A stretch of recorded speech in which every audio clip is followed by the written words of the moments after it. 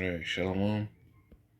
First off, I want to start up saying all praises to Yahuwah, Ba'ashem Yahushai, Ba'ashem Rakakadash.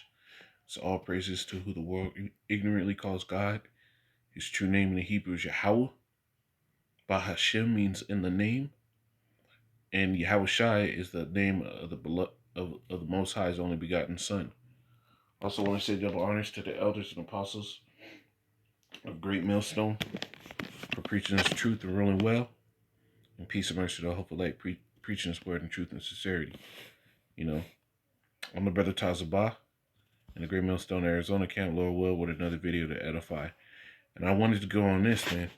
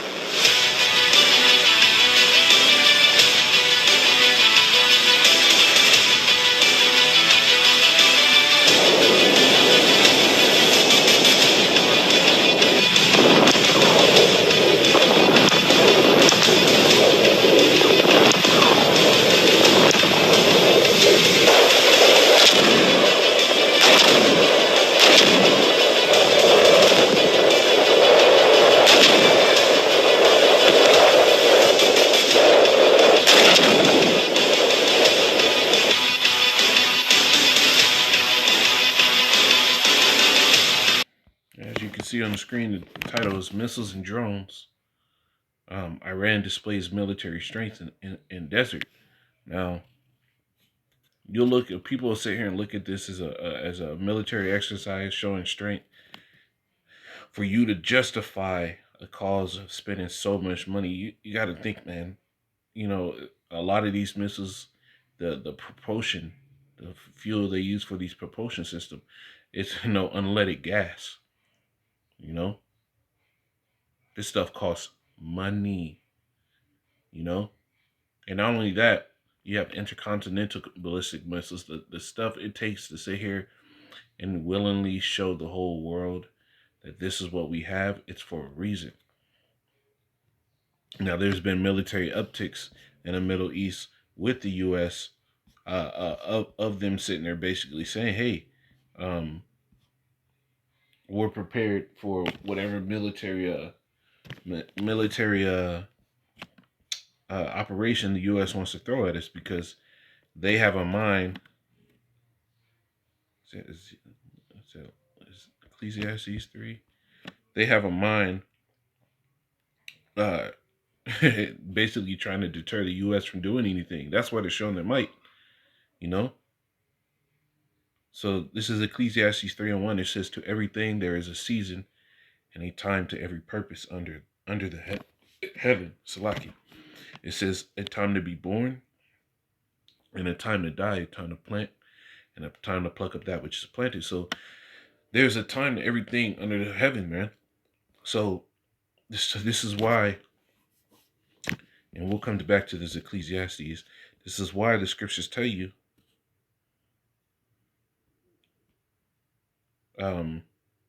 Second Ezra 9:1, it says, "He answered me then and said, Measure thou the time diligently in itself. When thou seest part of the signs past which I have told thee before, then shalt thou understand that it is the very same time when the highest will begin to visit the world which he made." So I got to read up a little more on this, but we just read in Ecclesiastes, there's a time to every purpose under the sun. So here it is, when you measure up the times, the current state of the world, the things that are happening to the scriptures and the prophecies in the scriptures, you can tell what time we're in. Are we closer to the end or are we closer to the beginning?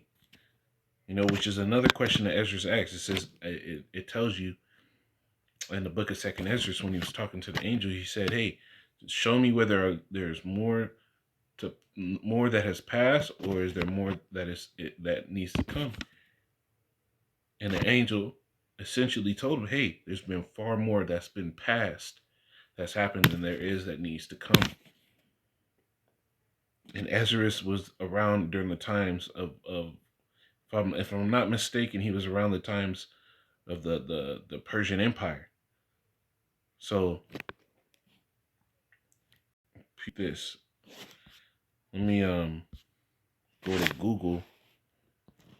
So now when you go to Google, you can look up the dates from which the Persian Empire, the Medio Persian Empire reign was. So it says Cyrus the Great, the leader of such of the tribe, began to defeat nearby kingdoms. He says he founded the Persian Empire, also known as the Achaemenid Empire, in 550 BC. Now, 550 years is going to count down to zero. Plus, here it is now, we're in 2021. So that means a cool 2,700 years,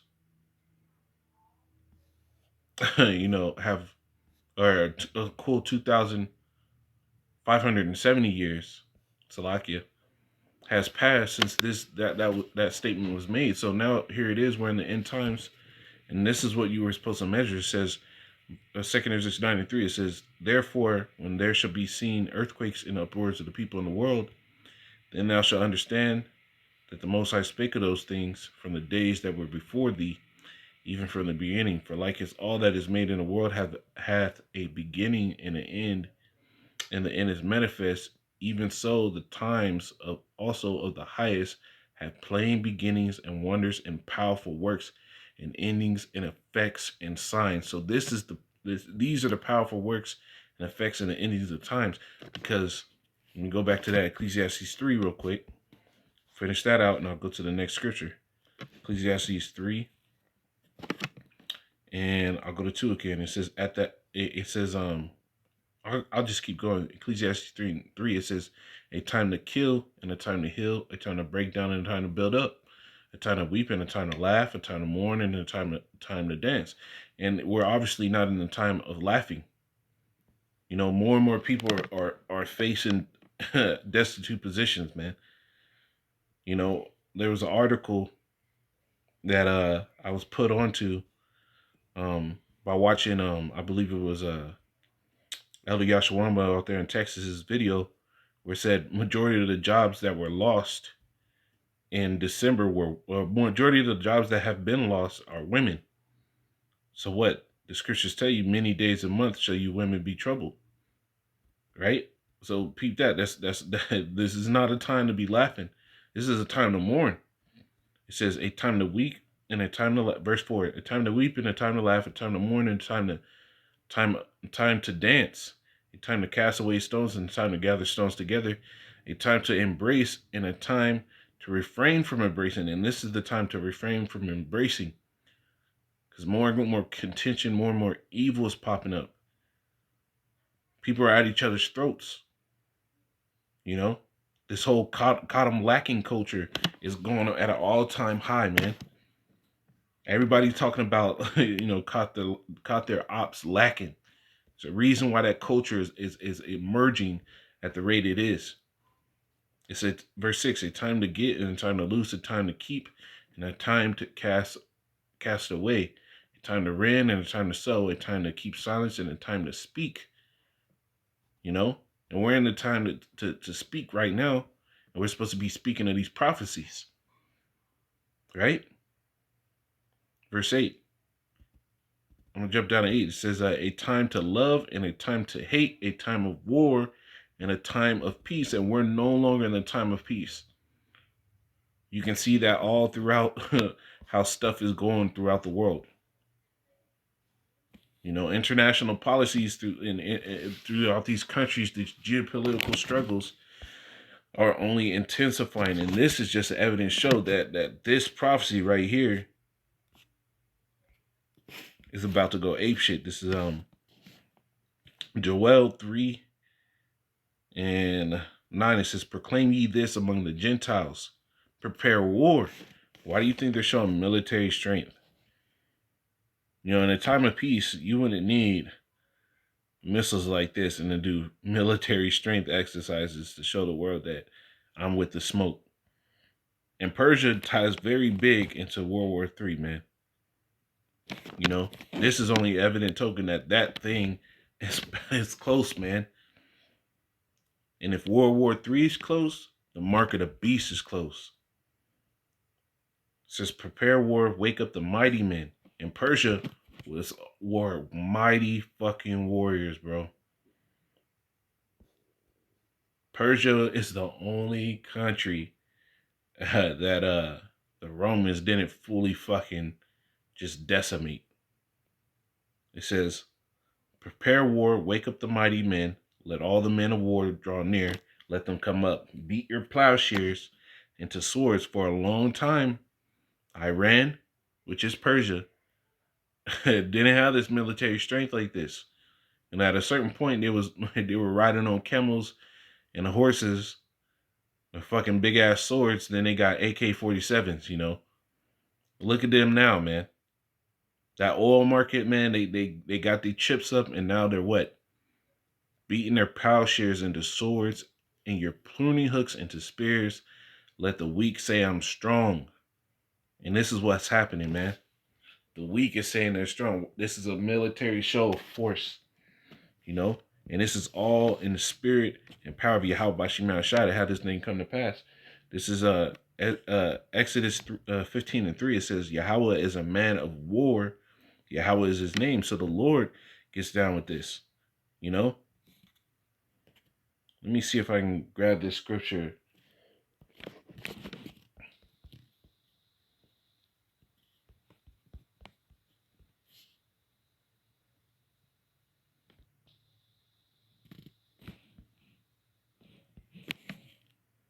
Salakia.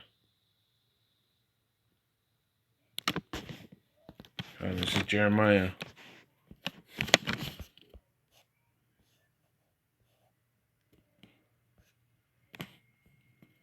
50:25. It says,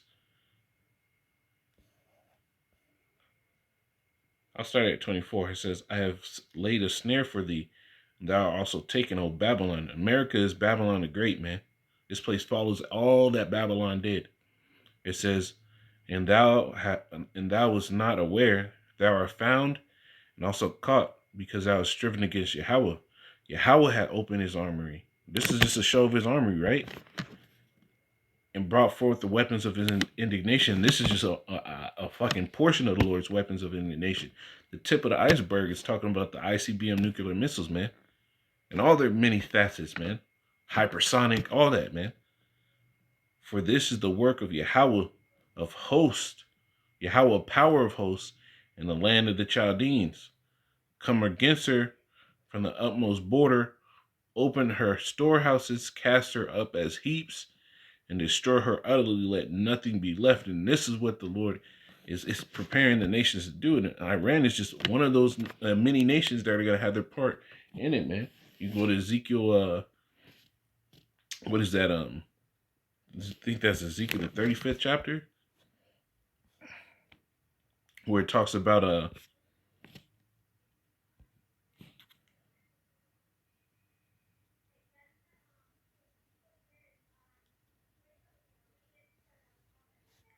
Ezekiel 35, but that's still a hit chapter, where it talks about Lord shall put hooks in the jaw.